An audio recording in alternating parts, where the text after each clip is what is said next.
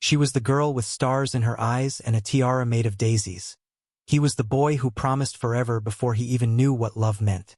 20 years later, he's standing in front of her again and doesn't recognize her. But she remembers everything. The drawing, the ring, the whispered vow under the monkey bars. What happens when one person holds on to a promise the other forgot? And when fate brings them back together, what secret could ruin it all before they even say hello? What if the woman he's falling for isn't the one he made the promise to? The last day of preschool shimmered with the kind of innocence that could only belong to children unaware of the world's cruelties. The sun filtered softly through the oak trees that bordered Maple Creek Preschool's playground, casting gentle shadows over the faded blue slide and the sandbox castle wars that had raged for months.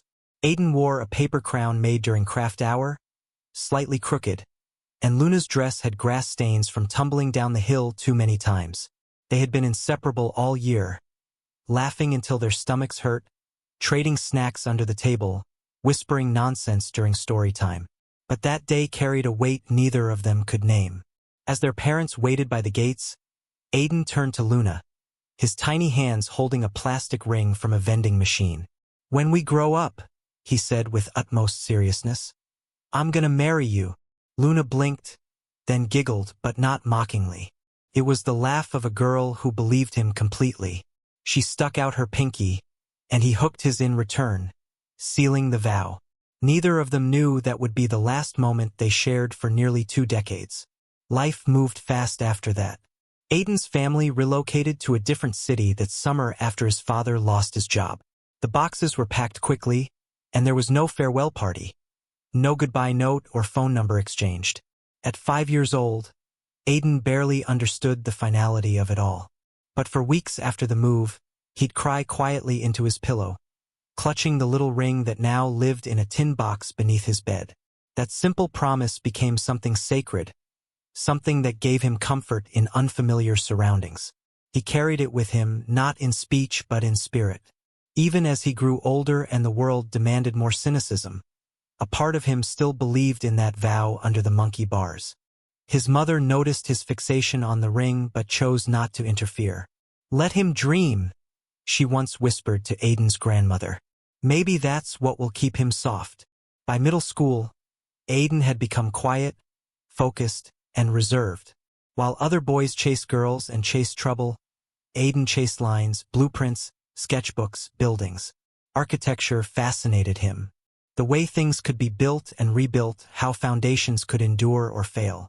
There was something about structure, about preserving what mattered beneath the surface. People saw him as stoic, hardworking, maybe even too serious for his age. But they didn't know he still kept the ring. He still imagined her laugh sometimes, Luna, her name now just a ghost of syllables. Did she even remember him? Was she happy? Sometimes he tried to look up the preschool online, but there were no records. His mom couldn't even remember Luna's last name. Meanwhile, in another part of the city, Luna's world was shifting too, but differently. Her family had wealth but not warmth. Her father was a real estate tycoon who believed love made people weak. Her mother, elegant and distant, filled Luna's schedule with ballet lessons, etiquette tutors, and fundraising galas. But nothing ever filled the hollow space left by a best friend whose face she could still draw with eyes closed. One night, at 7 years old, Luna tried to show her parents the ring. They laughed. Her father tossed it into the trash, saying, "You'll have diamonds someday, not plastic toys."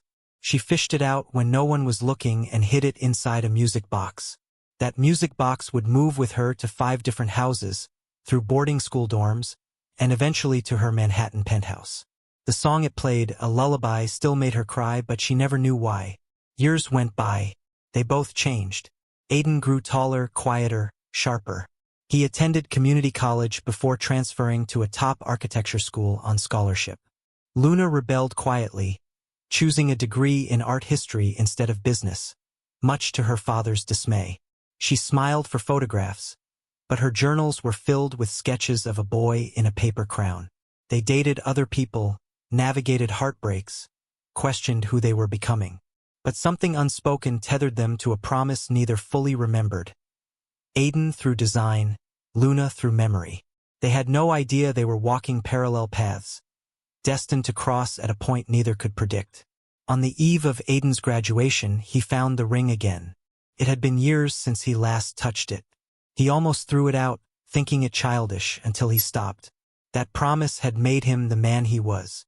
Someone who didn't break vows. Someone who believed that architecture wasn't just about buildings, but about honoring the invisible blueprints of the heart. He slipped the ring onto a chain and wore it under his shirt, not as a romantic gesture, but as armor. A reminder that there was once a time where love was simple, pure, and brave. What neither of them knew was that their lives were about to converge again, through a project that would test everything: ethics, memory, love, and fate. The playground was long gone. But the promise? The promise had been waiting all this time. As the years rolled on, the innocent world Aiden and Luna had once shared gave way to two vastly different realities shaped by geography, circumstance, and silence. Aiden's life became defined by perseverance-long days and longer nights shaped by the weight of quiet ambition. He grew up in the worn heart of a working-class neighborhood where every crack in the sidewalk and leak in the ceiling whispered a lesson about resilience. After moving from their old town shortly after preschool, Aiden's parents struggled to rebuild. His father took whatever jobs he could find: warehouse night shifts, auto repair, and his mother worked as a hospital receptionist, always tired, always smiling anyway. Amid the chaos, Aiden clung to one constant: the little tin box beneath his bed that still cradled a plastic ring and a crayon drawing he'd recreated from memory, a boy and girl holding hands under the sun. He never said her name aloud anymore, but Luna lingered in the corners of his mind, her memory like a faded photo he never dared to throw away. He carried that memory with him through school, where he earned respect for being the quiet kid who always seemed to be building something: bridges from toothpicks, cities from cardboard, models from scrap. His teachers noted his meticulous attention to detail, but it was his sketchbooks, filled with architectural designs far beyond his years, that hinted at a destiny far greater than the limits of his zip code. He spoke little but thought deeply. By high school, he'd already set his sights on becoming an architect. He liked the idea of creating something lasting, something beautiful, something that wouldn't vanish without warning, unlike the girl he once swore he'd marry. That vow, childish though it was, had never quite left him.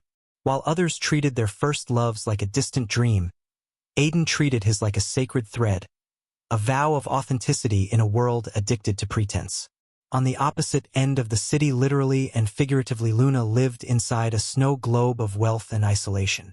Her family's estate was the kind children read about in fairy tales, complete with spiral staircases, marble floors, and a security gate that closed tighter than any emotional door. Her father, Victor Maddox, was a formidable man known in both real estate and politics, respected and feared in equal measure. Her mother, Helena, was colder, favoring image over intimacy, refinement over real emotion. Luna was raised not to feel but to perform, and she performed flawlessly. Honors student, equestrian champion, fluent in 3 languages, socialite in training by the age of 15.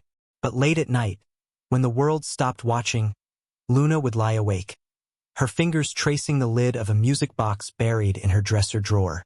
Inside it, long hidden under satin lining, was a memory too powerful to discard. A photograph of her as a child, holding hands with a boy in a crooked paper crown. Aiden. Though his name had faded in her memory, the feeling hadn't.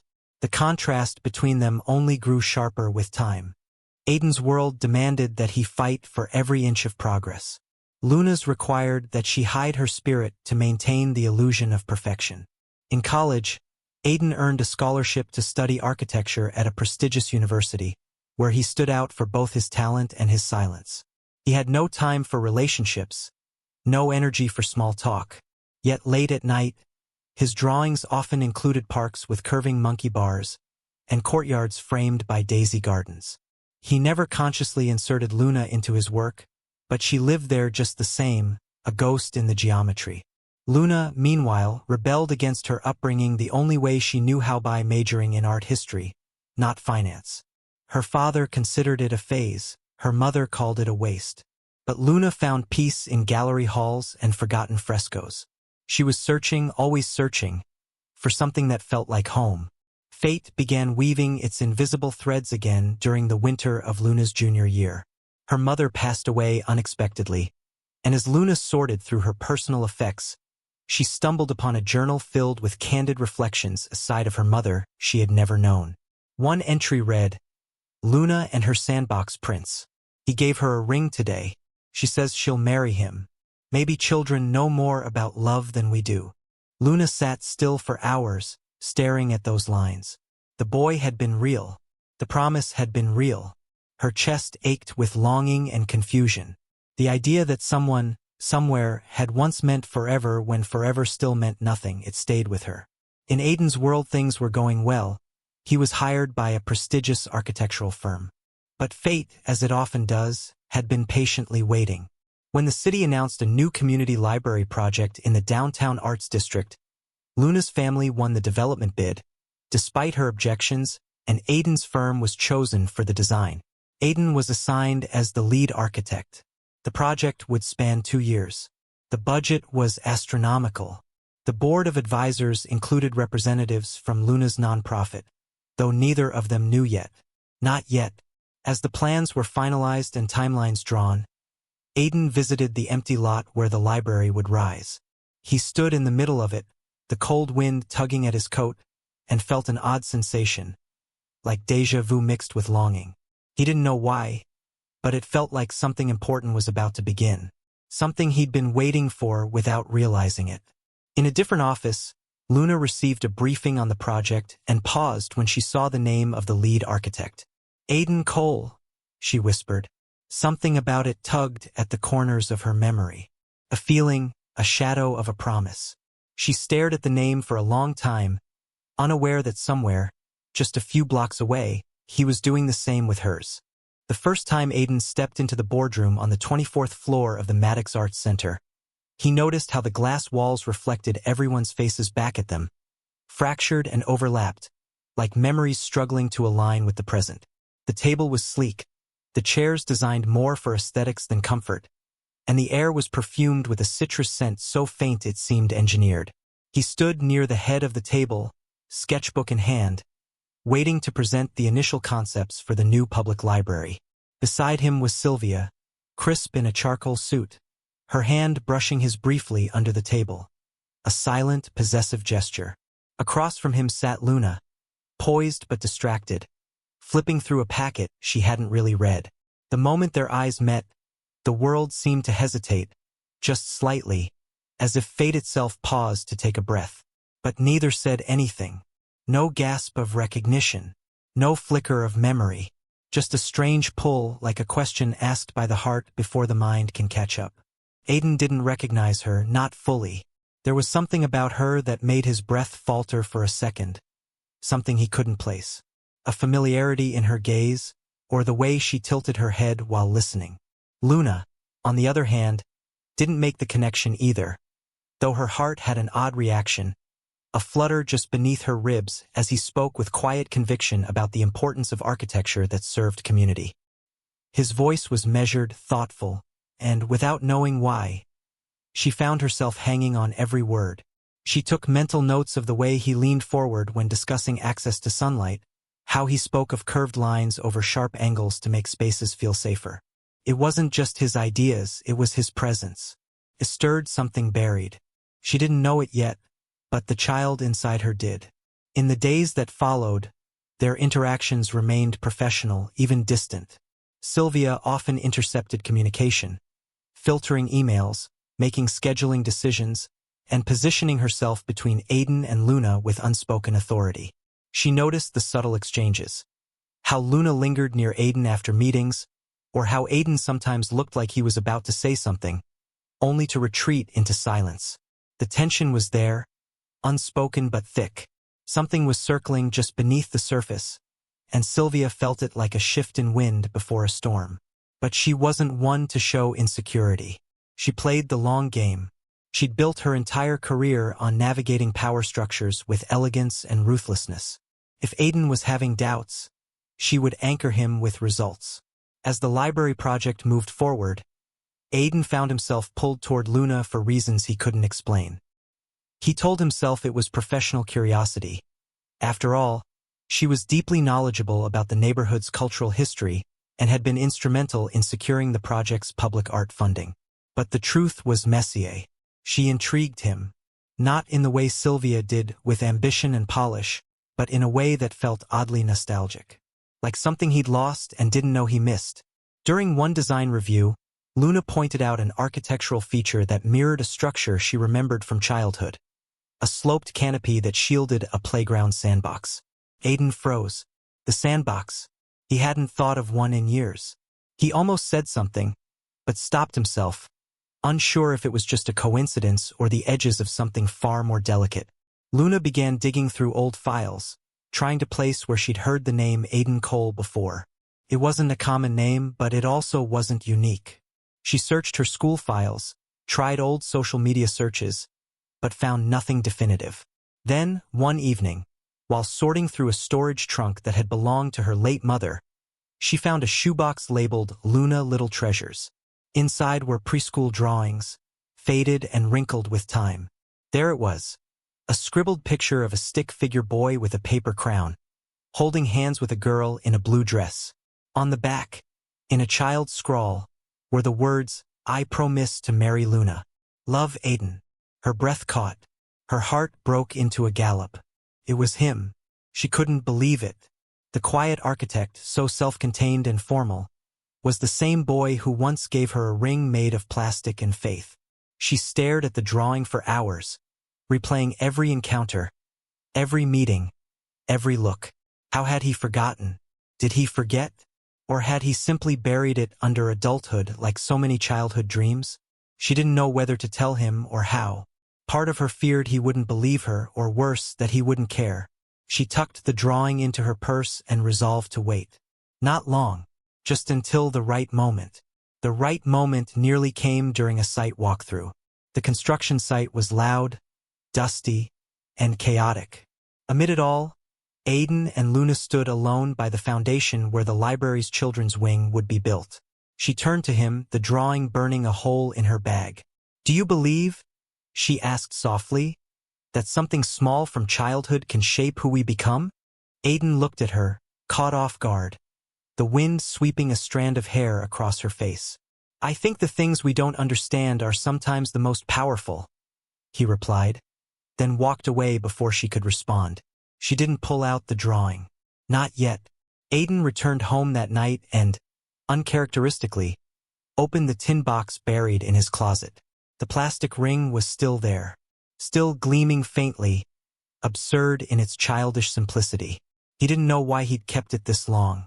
He didn't know why he suddenly felt like he was standing on the edge of something he couldn't name.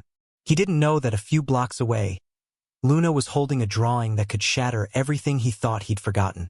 What he did know, deeply instinctively, was that something was shifting. The past was reaching for him, and this time, it wouldn't let go quietly. The moment Luna finally decided to show Aiden the drawing came on a rainy Wednesday afternoon. The kind of day where the city blurred behind misty windows and umbrellas collided like clumsy dancers. They had been reviewing a series of lighting fixture options in a modest showroom near the construction site. Nothing monumental, just a logistical stop in a busy week. Sylvia had been called away last minute to a client meeting, leaving Aiden and Luna alone in the quiet space, surrounded by samples of brushed brass and matte black steel. The mood was subdued, but not uncomfortable. Luna found herself glancing at his hands more than she should have. Strong, deliberate, careful. The kind of hands that built things with intention. She clutched her purse tightly, the drawing folded inside, the memory of it burning in her chest. The timing felt right, but her nerves betrayed her. She opened her mouth, then closed it again. Instead, she made a joke about how all light fixtures looked like either spider legs or alien antennas. Aiden laughed. A real laugh, not the clipped professional chuckle she usually got. And something in that sound made her heart ache. That night, she stared at the drawing again, tracing the crayon lines with her fingertip. There had been dozens of opportunities to show him. Why was she hesitating now? Was it fear? Doubt? The terrifying possibility that he might look at it and feel nothing? Or worse, That he might look at her with pity? She didn't want to be the girl clinging to a fantasy. But then again, she wasn't. This was real. This had happened. They had made a promise, sealed in the simplest of ways, but no less meaningful. And she had held on to it, not to trap him in the past, but because it had anchored her in a life full of shifting shadows. She finally decided to slip the drawing into a thin envelope, labeled only with his name. Her plan was simple. Leave it at the job site trailer, tucked into the stack of finalized blueprints on his desk. Let him find it, let him process it alone. Let fate do the rest. But when she arrived that morning, Sylvia was there. Her presence changed everything. The mood in the trailer was tense, filled with clipped greetings and too bright smiles. Sylvia stood behind Aiden, casually resting her hand on his shoulder while discussing the next phase of the build. Luna froze. Her fingers tightened around the envelope. Something inside her cracked, just slightly. She hadn't known how close they were, not just professionally, but intimately. She didn't even know why it stung so much. They were adults. People had passed. People moved on. But in that moment, she didn't leave the envelope. She slid it back into her purse, heart pounding, lips pressed into a line. That night, Luna went home and cried. Not because Aiden didn't remember her, he didn't know what he was forgetting, but because the gap between who they were and who they had become suddenly felt wider than ever. She almost threw the drawing into the fireplace, but something stopped her. She placed it back in the music box, now worn at the hinges, and locked it away. Maybe she had been wrong. Maybe the past should stay buried. But the past was not done with them. Days later, Luna received a call from her father's lawyer. Her mother's estate was being reviewed again due to some discrepancies in the trust. There had been assets Luna never knew existed. Among them, a small private journal her mother had kept. Luna drove to the estate office, not expecting much. But inside that journal, dated over 2 decades ago, was a short entry that turned her blood cold. Luna and Aiden spent hours in the sandbox again. He told her he'd marry her. I laughed, but she took it so seriously. I wonder if some promises really do echo. Luna sat there for nearly 20 minutes, tears silently falling onto the leather-bound cover. Her mother had remembered. She had seen it. She had written it down. This wasn't just a dream. It was history, and it demanded to be known. That same week, Aiden's world was beginning to unravel from a different angle. Sylvia, who had always prided herself on control, was acting distant. Their relationship, already fragile, had become strained, cold, punctuated by tension neither of them addressed. One night, after a fundraising event for the library, she told him she was considering a job offer in Chicago. It would be a good move, she said flatly, as though he were a colleague. Aiden nodded, unsure what to say. He walked home alone, the evening wind biting through his coat. For reasons he couldn't explain, his thoughts drifted again to Luna. The way she had asked that strange question about childhood shaping adulthood. The way her eyes sometimes looked at him like they were searching for a piece of themselves. He began to sketch again, not blueprints but memories. Images of a playground, a girl in a blue dress, a ring held in a tiny palm. He couldn't recall her face exactly, but he remembered the feeling, the warmth, the certainty. It haunted him. And then, as if summoned, he had a dream. Vivid, detailed. The preschool, the monkey bars, the moment his pinky locked with hers. He woke up with tears in his eyes. Something had cracked open inside him. Something that had been sealed for too long. The next morning, Aiden called in sick and drove across the city to his childhood neighborhood. The old preschool was long gone, replaced by a strip mall.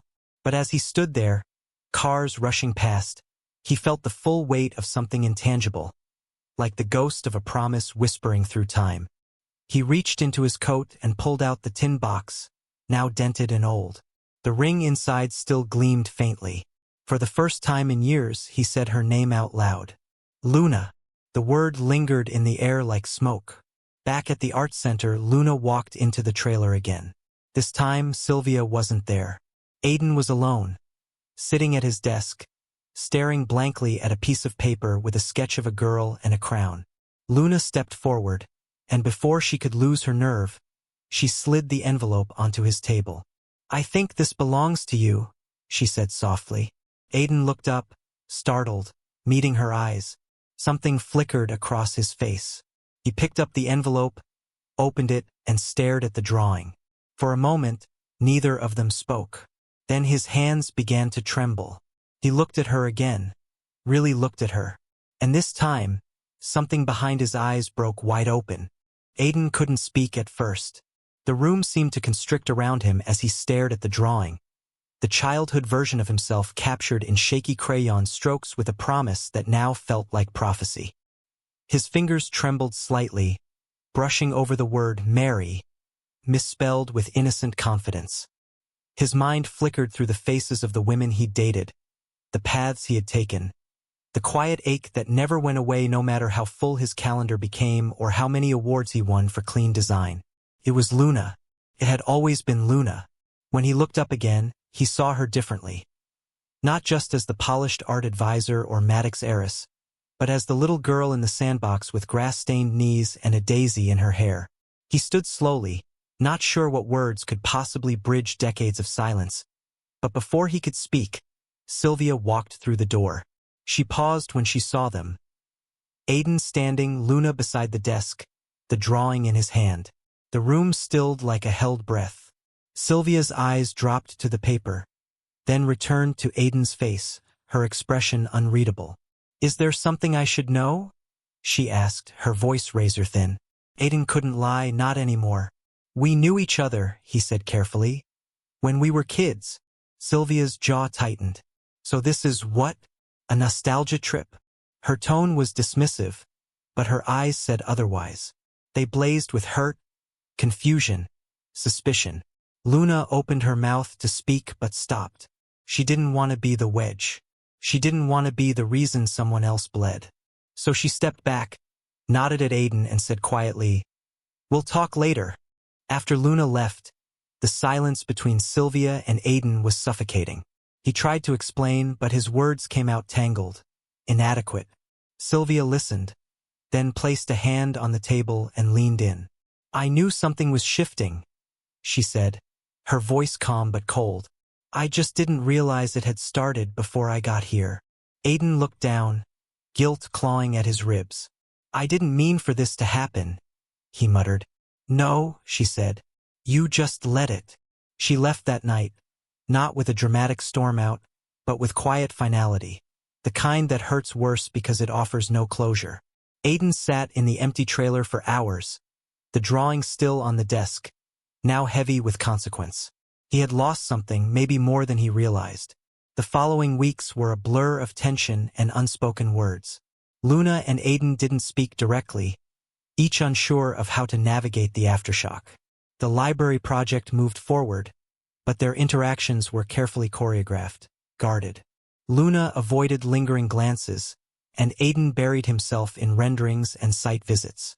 But beneath the surface, the old connection pulsed stronger than ever. The drawing had opened a door neither of them could close, but stepping through it meant facing the truths behind that door. Luna's life wasn't just complicated, it was built on a foundation of control. Her father, upon learning of her increased involvement with Aiden, summoned her for a meeting. She walked into her father's office knowing it would be a battle. He wasted no time. "Do you know what people are saying?" he began, slamming a manila folder on the table. Inside were surveillance photos, Aiden and Luna at a cafe, walking near the job site, sharing quiet moments that, out of context, could be spun into scandal. "You're jeopardizing everything," he hissed. "The library project, our reputation, your inheritance." Luna stared at the photos, then back at her father. "I'm not a pawn in your legacy," she said. He leaned forward, eyes narrowing. "Then don't act like a child chasing fairy tales. You think this man loves you? He doesn't know what love costs." That night, Luna cried in the stairwell of her apartment building. Not because of the threat of losing wealth or position, but because she realized her father was right about one thing. Love did have a cost. But maybe it was a price she was finally willing to pay. She texted Aiden, "Meet me at the site tomorrow. Just us." He agreed without hesitation. The next day, they met in the children's wing, now just steel beams and concrete. Luna handed him the journal entry from her mother. He read it slowly, reverently, and when he finished, he looked up at her with eyes that finally saw everything. "I remember," he whispered. "I don't know how I forgot, but I remember now." They talked for hours, not just about the past, but about who they'd become. Aiden confessed the guilt he carried, how he'd spent so long trying to prove himself that he'd forgotten what made him whole. Luna admitted her fear, that loving him would mean burning bridges she was too afraid to even acknowledge. But in the middle of those half-built walls, something unshakable settled between them. It wasn't just the echo of a promise. It was the raw truth of two people who had lived entire lives apart, only to realize they had been walking toward each other the entire time. But just when it seemed like they might finally reclaim what had been lost, Luna's father struck back. An anonymous complaint was filed against Aiden, alleging conflict of interest, favoritism in contract awards, and ethical breaches tied to his relationship with a Maddox heir. The firm launched an internal investigation. Aiden was suspended pending review. The project stalled. Headlines began to circulate. "Architect in scandal with real estate heiress." They read. Luna tried to go public to defend him, but her father's legal team silenced her with threats of litigation. It was a coordinated takedown, efficient and brutal.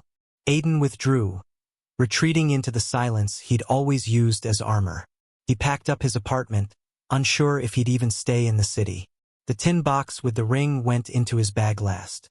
Meanwhile, Luna stood in her childhood bedroom, staring at her reflection and wondering if the cost of love had finally become too high. Then she opened the music box again. The song played, delicate and clear, and she made a decision. The morning of the library's opening ceremony began under a heavy sky, the kind that threatened a storm but withheld the rain just long enough to keep everyone guessing. The building stood like a monument to possibility, all glass and light and open air, a structure designed to invite people in, to make them feel safe, seen, and valued. But inside its gleaming walls, tension buzzed like a live wire. Reporters buzzed around the entrance, whispering about the architect scandal that had rocked the project in its final weeks.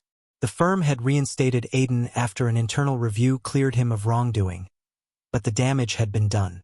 Some board members still looked at him with suspicion, while others avoided his gaze entirely. He stood near the edge of the atrium, out of sight of the podium, watching guests arrive through the reflection in the glass. He hadn't wanted to come. He didn't even know why he had until he saw her. Luna entered the building wearing a simple navy dress and no jewelry, her hair pulled back in a quiet defiance of her family's expectations.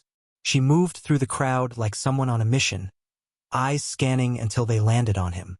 Aiden didn't move at first, unsure if he was allowed to feel what he felt anymore. But Luna did. She walked straight to him, her voice low but steady. "My father's going to announce a new partnership during the speech," she said. "It's a lie. He's planning to turn the lot behind the library into luxury condos. It was never about community. This was all a smokescreen." Aiden frowned. "What can we do?" She looked at him, really looked at him, and said, "We tell the truth." The ceremony began with polite applause as Luna's father took the stage, all charm and charisma. He praised the project, the firm, the generous donors. Then, just as he began to segue into the announcement of the supposed philanthropic expansion, Luna stepped forward. Cameras clicked. Whispers surged. Aiden followed her without hesitation, joining her at the center of the stage. She took the microphone, her voice trembling only slightly. "This library was meant to be a gift to the people of this city," she began. "But the people behind it had other plans, plans rooted in profit, not purpose." Her father's face froze, rage barely contained behind his forced smile. "There are files, contracts, rezoning requests, documents that prove this entire project was designed to mask a massive land acquisition. But that ends today." Gasps rippled through the crowd. Reporters scrambled for angles. Luna continued, naming dates, citing email chains, and exposing the truth her mother had once hinted at in coded entries.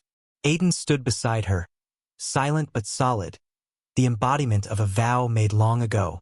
Her father stepped forward, trying to seize control, but Luna shut him down with a simple sentence. "You taught me to bury my heart, but I've learned how to dig." After the speech, the fallout was immediate. The development deal collapsed. Investigations were launched. Luna's father resigned from several boards, and the Maddox name, once ironclad, became a cautionary tale in high society circles. But Luna didn't care about any of that. She walked out of the ceremony hand in hand with Aiden, the crowd parting like the Red Sea. Cameras flashed, but the moment between them was quiet. Honest. A promise finally remembered, and this time understood. In the days that followed, Luna made good on her words. She transferred her inheritance into a new foundation dedicated to community spaces. Starting with the expansion of the library's children's wing, she invited Aiden to be the lead designer, not just for his skill, but for what he symbolized: endurance, memory, and the power of unshaken belief. They spent late nights drafting ideas, stealing kisses over blueprints, rebuilding what the world had tried so hard to bury. One evening, while walking through the completed wing, Luna stopped beneath a sunlit skylight and reached into her bag. She pulled out the music box. "Open it," she whispered. Aiden turned the key. The lullaby played, soft and familiar. Inside, where the velvet lining cradled old memories, sat the folded drawing and the plastic ring. He looked at her with a mixture of awe and gratitude, as if seeing her for the first time all over again. "Marry me," he said quietly, not as a question, but as a certainty finally spoken aloud. She nodded, eyes glistening. "You already did." They didn't plan a lavish wedding.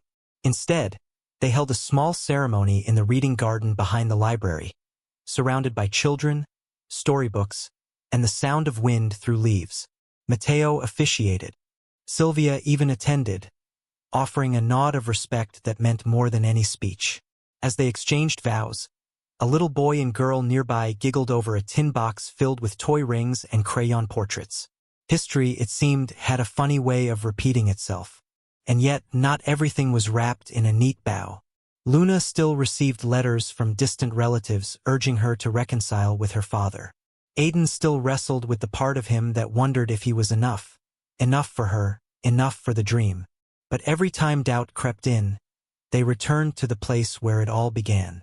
Not the library, not the sandbox, but the moment under the monkey bars when two children believed love could last forever. Because sometimes it turns out it can.